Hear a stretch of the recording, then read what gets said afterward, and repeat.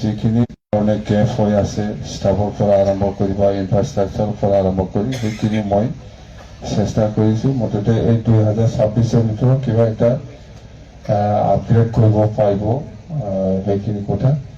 তো আৰু আমাৰ বহুত প্ৰজেক্ট আছে এই 2026-তে। আমি বহুত প্ৰজেক্ট হৈছে, যেনেবা আপোনালোকে জানে জুবিন গাৰ্গ ডাঙৰীয়াৰ যিটো মেমৰিয়েল পাৰ্ক, ডক্টৰ ভূপেন হাজৰিকাৰ মেমৰিয়েল পাৰ্ক। ডক্টৰ ভূপেন হাজৰিকাটো অলৰেডি আমি 30 crore ধৰা হৈছে বাজেটত। জুবিন গাৰ্গটো আপোনাৰ এইটো পোৱা নাই, কনচেপ্টটো পোৱা নাই জুবিন গাৰ্গৰটো কিমান হ'ব, কিন্তু ডক্টৰ ভূপেন হাজৰিকাটো 30 crore অলৰেডি ধৰা হৈছে। আৰু ইয়াৰ পিছত আমাৰ চিৰাঙত আছে জেহলাও ফেঞ্চিং ব্ৰহ্মৰ অডিটৰিয়াম হল, 30 crore এইটোও ধৰা হৈছে। আৰু ওদালগুৰিত মিনি ছেক্ৰেটাৰিয়েটৰ কাৰণে 150 crore ধৰা হৈছে। এইবিলাক এইটো গোটেই 2026-তে আৰম্ভ হ'ব কামবিলাক, পইচাটো চেংচন অলৰেডি। আৰু এই আমাৰ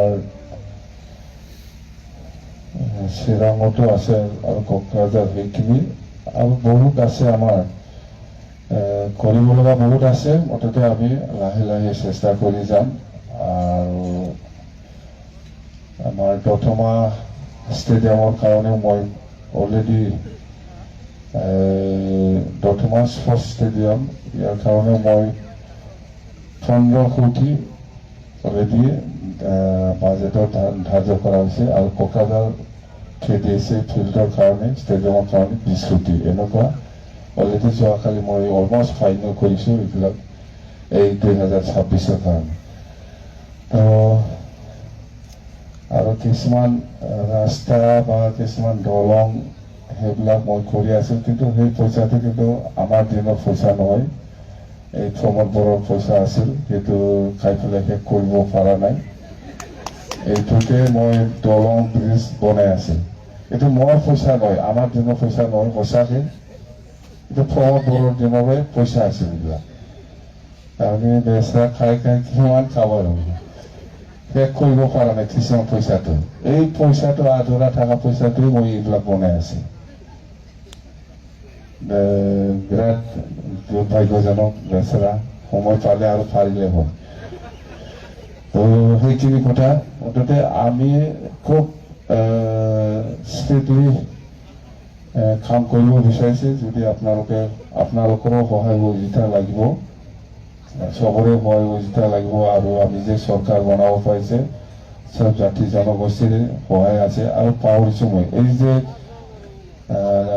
আমাৰ চেলাৰাই দিৱস অহা ফেব্ৰুৱাৰী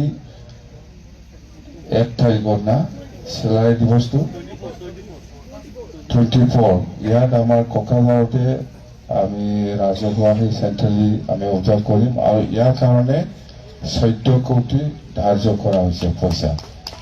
চিলাৰাই মেমৰিয়েল পাৰ্ক কয় না কি কয়, মুঠতে চিলাৰায়ৰ কাৰণে।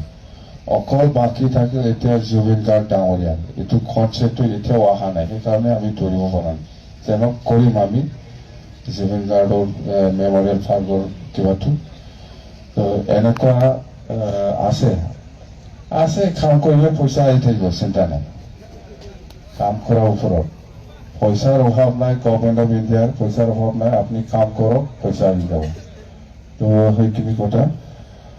তো সকলোকে ধন্যবাদ দিছোঁ। আজি আমাৰ এই BB ইঞ্জিনিয়াৰিং কলেজ যিটো 3 ষ্টৰীত আমাৰ গাৰ্লছ হোষ্টেল ফাউণ্ডেশ্যনৰ দিনত এই সভাত উপস্থিত হোৱাৰ কাৰণে। তো সকলোকে ধন্যবাদ দি মই ইয়াতে সামৰিছোঁ। Thank U.